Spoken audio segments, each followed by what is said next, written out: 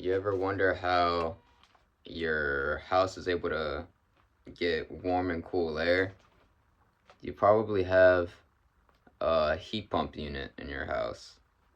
Today I'll be explaining how that unit works, and I also got a picture. But first, I'll be describing all the components that we have.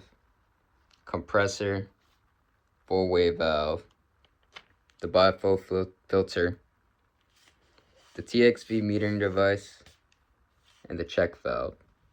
First, let's start off with the compressor. The compressor is the heart of the unit. Without the compressor, none of this will be able to work. And like a heart, the compressor needs blood. In this case, it's going to be our refrigerant. Today we use R32 or R54B. 454B, my bad. Back then we used R22, and I'm pretty sure most units right now still use R410A. But we stopped using that in 2024. Anyways, yeah, heart of the compressor. And let's move on to the four-way valve. Four-way valve changes direction of the refrigerant. Changes refrigerant flow depending if it's a cool or heat mode. I have a second picture to show too. Our check valve, these right here, see how they're pointing at each other? So basically check valves are a metering device bypass, because they only need one metering device depending on the flow operation that we're in. This is a cool mode picture. The metering device, they adjust airflow right here, metering devices, and our sensing bulbs detect temperature. So these tell the metering devices if more refrigerant needs to be added or less. Biflow filter. Oh yeah. Biflow, so it can go either way. Basically just cleans out all the debris, moisture that's in our unit. And yeah, that's all of our components. Now let's talk about the sequence of operation. This is cool mode, as you can see. We're always going to begin at the true discharge line. We're always going to end at the true suction line. That's important. So we're going to start over here, true discharge line, where we begin as a high pressure, high temperature, superheat vapor. We're going to enter our four-way reverse valve. Enter into our outdoor coil. This is going to be our condensing unit for now in the outdoor coil.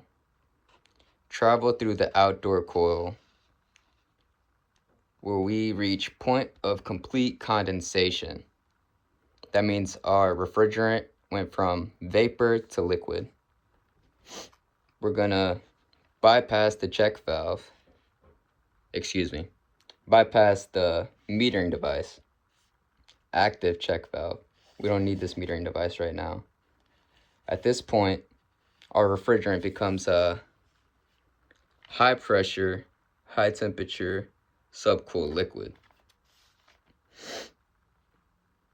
We leave, enter through this metering device right here, where our refrigerant becomes 75% liquid, 25% vapor flash gas. Up we go to our indoor coil, which is our evaporator. Point of complete vaporization. Our liquid refrigerant is now complete vapor. We re-enter the reverse valve, come back and at the true suction line, where we become a low pressure, low temperature, superheated vapor. Boom. Now this is the sequence of operation in cool mode. Now let me show you something. Oh yeah. Sequence of operation in heat mode. It's basically the same thing, but instead our indoor coil is now our condensing unit. Our outdoor coil is now our evaporator. Just flip flop. Let me make sure y'all get a good view of my art. Worked hard on this.